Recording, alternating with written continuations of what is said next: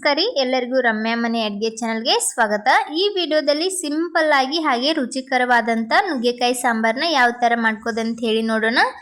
ಸಾಂಬಾರ್ ಟೇಸ್ಟಿಯಾಗಿ ಬರಕ ಒಂದು ಸಾಂಬಾರ್ ಪೌಡರ್ ಕೂಡ ಬೇಕಾಗ್ತದ, ಅದನ್ನು ಸಹ ಸಿಂಪಲ್ ಆಗಿ ಯಾವ ತರ ಮಾಡ್ಕೋದಂತ ಹೇಳಿ ನೋಡೋಣ। ಅದಕ್ಕಿಂತ ಮುಂಚೆ ಇನ್ನೂ ಚಾನಲ್ಗೆ ಯಾರು ಸಬ್ಸ್ಕ್ರೈಬ್ ಮಾಡಿಲ್ಲ ದಯವಿಟ್ಟು ಚಾನಲ್ನ ಸಬ್ಸ್ಕ್ರೈಬ್ ಮಾಡ್ಕೊಂಡು ವಿಡಿಯೋ ನೋಡಿ। ಮೊದಲಿಗೆ ಒಂದು ಕುಕ್ಕರ್ ತಗೊಂಡು ಅದಕ್ಕೆ ಬೇಳೆ ಹಾಕಿ ಕುದಲಿಕ್ಕೆ ಇಟ್ಕೊಳ್ಳೋಣ। ನಾನಿಲ್ಲಿ ಒಂದು ಸ್ವಲ್ಪ ತೊಗರಿ ಬೇಳೆ ಹಾಗೆ ಒಂದು ಸ್ವಲ್ಪ ಚೆನ್ಗಿ ಬೇಳೆ ತಗೊಂಡಿದ್ದೀನಿ। ಇವೆರಡನ್ನ ಚೆನ್ನಾಗಿ ವಾಶ್ ಮಾಡ್ಕೊಳ್ಳೋಣ। ವಾಶ್ ಮಾಡಿಕೊಂಡು ಅದಕ್ಕೆ ನೀರು ಹಾಕ್ಕೊಂಡು ಒಂದು ಸ್ವಲ್ಪ ಅರಿಶಿನ ಪುಡಿ ಹಾಗೆ ಸ್ವಲ್ಪ ಎಣ್ಣೆನ ಹಾಕ್ಕೊಂಡು ಇವಾಗ ಕುಕ್ಕರ್ನ ಮುಚ್ಚಿ ಒಂದು 4 ವಿಜಿಲ್ ಇದನ್ನು ಕೂಗಿಸ್ಕೊಳ್ಳೋಣ। ಇದು ಕುದಿಯೋವರೆಗೂ ಒಂದು ಸಿಂಪಲ್ ಆಗಿ ಸಾಂಬಾರ್ ಪೌಡರ್ನ ಮಾಡ್ಕೊಳ್ಳೋಣ। ಪೌಡರ್ ಮಾಡಲಿಕ್ಕೆ ಒಂದು ಸ್ವಲ್ಪ ಕೊಬ್ಬರಿ, ಕರಿಮೆಣಸು ಹಾಗೆ ಒಣ ಮೆಣಸಿನಕಾಯಿ, 1 ಚಮಚ ಧನಿಯಾ ಹಾಗೆ ಸ್ವಲ್ಪ ಸಾಸಿವೆ, ಉದ್ದಿನಬೇಳೆ, ಕಡಲೆಬೇಳೆ ಎಲ್ಲನೂ ಒಂದೊಂದು ಚಮಚ ತೊಗೊಂಡಿದ್ದೀನಿ। ಹಾಗೆ ಕರಿಬೇವು, ಒಂದು ಸ್ವಲ್ಪ ಮೆಂತ್ಯ, 1 ಚಮಚದಷ್ಟು ಜೀರಿಗೆ ಎಲ್ಲನೂ ತೊಗೊಂಡು ಇವಾಗ ಇದನ್ನು ಡ್ರೈ ರೋಸ್ಟ್ ಮಾಡ್ಕೊಳ್ಳೋಣ। ಒಂದು ಕಡಾಯಿ ಇಟ್ಕೊಂಡು ಕಡಾಯಿ ಚೆನ್ನಾಗಿ ಕಾಯ್ದ ನಂತರ ಅದಕ್ಕೆ ಮೊದಲು ಬೇಳೆಗಳನ್ನು ಹಾಕ್ತಾ ಇದ್ದೀನಿ। ನಾನಿಲ್ಲಿ 1 ಚಮಚದಷ್ಟು ಕಡಲೆಬೇಳೆ ಹಾಗೆ 1 ಚಮಚದಷ್ಟು ಉದ್ದಿನಬೇಳೆ ತೊಗೊಂಡಿದ್ದೀನಿ। ಇವಾಗ ಇದನ್ನು ಸ್ವಲ್ಪ ಹೊತ್ತು ಚೆನ್ನಾಗಿ ಹುರ್ಕೊಳ್ಳೋಣ। ಗ್ಯಾಸನ್ನು ಮೀಡಿಯಮ್ ಫ್ಲೇಮಲ್ಲಿ ಇಟ್ಕೊಂಡು ಸ್ವಲ್ಪ ಕಲರ್ ಚೇಂಜ್ ಆಗೋವರೆಗೂ ಇದನ್ನು ಹುರ್ಕೊಳ್ಳಿ। ಗ್ಯಾಸನ್ನು ಹೈ ಫ್ಲೇಮಲ್ಲಿ ಇಟ್ಟು ಹುರ್ಕೊಂಡ್ರೆ ಮೇಲ್ಗಡೆ ಎಲ್ಲ ಕಲರ್ ಬರುತ್ತೆ, ಒಳಗಡೆ ಚೆನ್ನಾಗಿ ಫ್ರೈ ಆಗೋದಿಲ್ಲ ಇದು। ಇವಾಗ ಅದಕ್ಕೇನೆ ಒಂದು ಸ್ವಲ್ಪನೇ ಒಣ ಕೊಬ್ಬರಿನ ಕಟ್ ಮಾಡಿ ಹಾಕ್ಕೊಂಡು ಹುರಿತಾ ಇದ್ದೀನಿ। ಇದನ್ನು ಮೊದಲಿಗೆ ಹುರ್ಕೊಂಡ್ರೆ ಚೆನ್ನಾಗಿ ಹುರಿಯುತ್ತೆ, ಅದಕ್ಕೋಸ್ಕರ ಮೊದಲು ಉದ್ದಿನಬೇಳೆ, ಕಡಲೆಬೇಳೆ ಹಾಗೆ ಒಣ ಕೊಬ್ಬರಿನ ಹಾಕ್ಕೊಂಡು ಹುರಿತಾ ಇದ್ದೀನಿ। ಇದನ್ನು ಒಂದು ಸ್ವಲ್ಪ ಹುರ್ಕೋತೀನಿ। ಇದು ಸ್ವಲ್ಪ ಕಲರ್ ಚೇಂಜ್ ಆದಾಗ ಉಳಿದಿರೋ ಎಲ್ಲನೂ ಇದಕ್ಕೆ ಹಾಕ್ತಾ ಇದ್ದೀನಿ।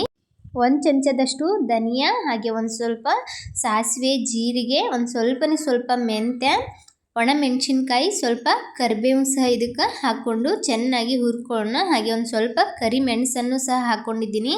ಇದೆಲ್ಲ ಚೆನ್ನಾಗಿ ರೋಸ್ಟ್ ಮಾಡ್ಕೊಳ್ಬೇಕಾಗ್ತದೆ, ಕರಿಬೇವು ಎಲ್ಲ ಕ್ರಿಸ್ಪಿ ಆಗಬೇಕು, ಅಲ್ಲಿಯವರೆಗೂ ಇದೆಲ್ಲ ರೋಸ್ಟ್ ಮಾಡ್ಕೊಳ್ಳೋಣ।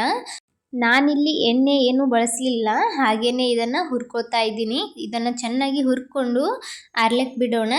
ಈ ಕಡೆ ಆರಿದ ನಂತರ ಒಂದು ಮಿಕ್ಸರ್ ಜಾರ್ಗೆ ಎಲ್ಲ ಹಾಕ್ಕೊಂಡಿದ್ದೀನಿ, ಅದಕ್ಕೇನೆ ಒಂದು ಸ್ವಲ್ಪ ಇಂಗನ್ನು ಹಾಕ್ತಾ ಇದ್ದೀನಿ, ಹಾಗೆ ರುಚಿಗೆ ತಕ್ಕಷ್ಟು ಉಪ್ಪನ್ನು ಹಾಕ್ಕೊಂಡು ಇವಾಗ ಇದನ್ನು ಗ್ರೈಂಡ್ ಮಾಡಿ ತಗೊಳ್ಳೋಣ। ಪೂರ್ತಿ ಪೌಡ್ರ್ ಥರ ಮಾಡಿಕೊಂಡು ತೊಗೊಳ್ಬೇಕಾಗ್ತದೆ, ಈ ಥರ ಗ್ರೈಂಡ್ ಮಾಡ್ಕೊಂಡಿದ್ದೀನಿ।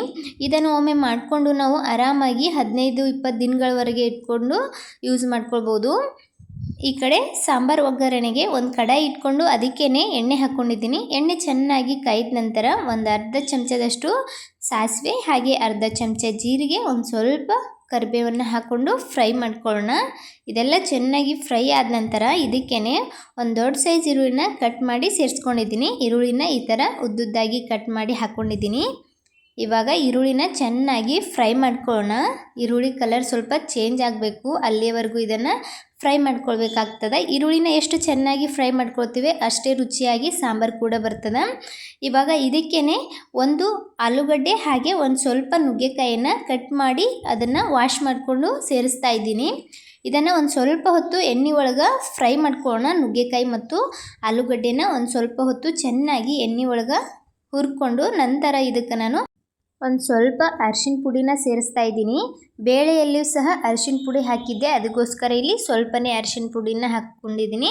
ನಂತರ ಖಾರಕ್ಕೆ ಎಷ್ಟು ಬೇಕು ನೋಡಿಕೊಂಡು ಖಾರದ ಪುಡಿನ ಸೇರಿಸ್ಕೊಳ್ಳಿ। ಖಾರ ಯಾವ ಥರ ನಿಮಗೆ ಇಷ್ಟ ಆಗ್ತದೆ ಆ ಥರ ಖಾರನ ಹಾಕ್ಕೊಳ್ಬೋದು। ನಾನಿಲ್ಲಿ ಒಂದು 1.5 ಚಮಚದಷ್ಟು ಖಾರದ ಪುಡಿನ ಹಾಕ್ಕೊಂಡಿದ್ದೀನಿ। ನಂತರ ನಾವೇನು ಮಸಾಲೆ ಎಲ್ಲ ಮಾಡಿಟ್ಟಿದ್ವಿ ಸಾಂಬಾರು ಮಸಾಲ ಪೌಡ್ರ, ಆ ಪೌಡ್ರನ್ನ ಇಲ್ಲಿ ಹಾಕ್ತಾ ಇದ್ದೀನಿ। ಒಂದು 2 ಚಮಚದಷ್ಟು ಪೌಡ್ರನ್ನ ನಾನು ಹಾಕ್ಕೊಂಡಿದ್ದೀನಿ। ಇವಾಗ ಇದನ್ನು ಒಂದು ಸ್ವಲ್ಪ ಹೊತ್ತು ಎಣ್ಣೆ ಒಳಗೆ ಫ್ರೈ ಮಾಡ್ಕೊಳ್ಳೋಣ। ಮಸಾಲೆಯಲ್ಲಿರುವ ಹಸಿ ವಾಸನೆ ಹೋಗೋವರೆಗೂ ಒಂದು ಸ್ವಲ್ಪ ಹೊತ್ತು ಇದನ್ನು ಎಣ್ಣೆ ಒಳಗೆ ಚೆನ್ನಾಗಿ ಫ್ರೈ ಮಾಡ್ಕೊಳ್ಳೋದ್ರಿಂದ ರುಚಿ ಕೂಡ ಚೆನ್ನಾಗಿರ್ತದೆ ನುಗ್ಗೆಕಾಯಿ ಸಾಂಬಾರ್ದು। ನಂತರ ಇದಕ್ಕೆ ನಾನು 1-2 ದೊಡ್ಡ ಸೈಜ್ ಟೊಮೆಟೊನ ಕಟ್ ಮಾಡಿ ಸೇರಿಸ್ಕೊತಾ ಇದ್ದೀನಿ। ಟೊಮೆಟೊನ ಇವಾಗ ಹಾಕೋದ್ರಿಂದ ಮಸಾಲೆ ಸಹ ಹೊತ್ತೋದಿಲ್ಲ ಅದು। ಟೊಮೆಟೊ ಹಾಕ್ಕೊಂಡು ಟೊಮೆಟೊ ಸ್ವಲ್ಪ ಸ್ಮೂತ್ ಆಗೋವರೆಗೂ ಮತ್ತೆ ಇದನ್ನು ಸ್ವಲ್ಪ ಹೊತ್ತು ಫ್ರೈ ಮಾಡ್ಕೊಳ್ಳೋಣ। ಇದನ್ನು ಫ್ರೈ ಮಾಡಿಕೊಂಡು ಇವಾಗ ಇನ್ನೂ ನೀರು ಹಾಕಿಲ್ಲ, ನೀರು ಹಾಕದೇನೆ ಮೊದಲು ಒಂದು 2 ನಿಮಿಷ ಮುಚ್ಚಿಬಿಟ್ಟು ಇದನ್ನು ಹಾಗೆಯೇ ಬೇಯಿಸ್ಕೊಳ್ಳೋಣ। ನಂತರ ಮುಚ್ಚಳ ತೆಗೆದುಬಿಟ್ಟು ಇದಕ್ಕೆ ನಾನು ಹುಣಸೆ ಹಣ್ಣಿನ ರಸನ ಸೇರಿಸ್ತಾ ಇದ್ದೀನಿ। ಹುಣಸೆ ಹಣ್ಣನ್ನು ನಾನು ಮೊದಲೇ ನೆನೆಸಿಟ್ಟಿದ್ದೆ. ಅದರ ರಸನ ಇದಕ್ಕೆ ಹಾಕ್ಕೊಂಡು ನಂತರ ನುಗ್ಗೆಕಾಯಿ ಹಾಗೆ ಆಲೂಗಡ್ಡೆ ಮುಳುಗುವಷ್ಟೇ ನೀರನ್ನು ಹಾಕೋತಾ ಇದ್ದೀನಿ. ಅಷ್ಟು ನೀರನ್ನು ಹಾಕ್ಕೊಂಡು ರುಚಿಗೆ ತಕ್ಕಷ್ಟು ಉಪ್ಪನ್ನು ಹಾಕ್ಕೊಂಡು ಇದನ್ನು ಮುಚ್ಚಿಬಿಟ್ಟು ಒಂದು 10 ನಿಮಿಷ ಚೆನ್ನಾಗಿ ಬೇಯಿಸ್ಕೋಬೇಕಾಗ್ತದೆ. ಗ್ಯಾಸನ್ನು ಮೀಡಿಯಮ್ ಫ್ಲೇಮಲ್ಲೇ ಇಟ್ಕೊಂಡು ಚೆನ್ನಾಗಿ ಇದನ್ನು ಬೇಯಿಸ್ಕೊಂಡು ನುಗ್ಗೆಕಾಯಿ ಬೆಂದ ನಂತರ ಇದಕ್ಕೆ ನಾನು ಕುದಿಸಿಟ್ಟಿರುವಂಥ ಬೇಳೆಯನ್ನು ಸ್ವಲ್ಪ ಮುಗುಚಿ ಹಾಕ್ತಾ ಇದ್ದೀನಿ. ಬೇಳೆ ಎಲ್ಲ ಹಾಕ್ಕೊಂಡು ಇದನ್ನು ಚೆನ್ನಾಗಿ ಮಿಕ್ಸ್ ಮಾಡಿಕೊಂಡು ಮತ್ತೆ ಒಂದು ಕುದಿ ಇದನ್ನು ಕುದಿಸ್ಕೋಬೇಕಾಗ್ತದೆ. ಬೇಳೆ ಹಾಕಿರ್ತೀವಲ್ಲ, ಇನ್ನೊಂದು ಸ್ವಲ್ಪ ಹೊತ್ತು ಇದನ್ನು ಕುದಿಸಿದ್ರೆ ರುಚಿ ಕೂಡ ಚೆನ್ನಾಗಿ ಬರ್ತದೆ.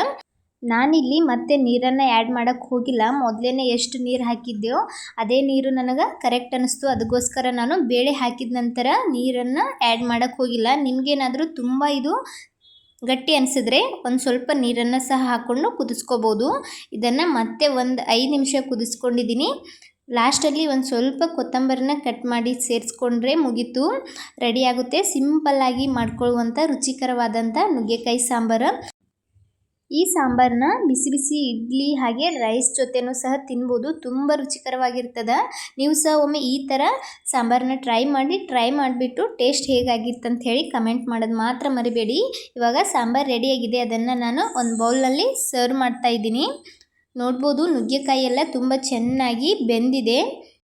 ನೋಡಿದ್ರಲ್ಲ ಯಾವ ಥರ ನಾವು ಸಿಂಪಲ್ಲಾಗಿ ನುಗ್ಗೆಕಾಯಿ ಸಾಂಬಾರನ್ನ ಮಾಡ್ಕೊಳ್ಬೋದು ಅಂತ ಹೇಳಿ.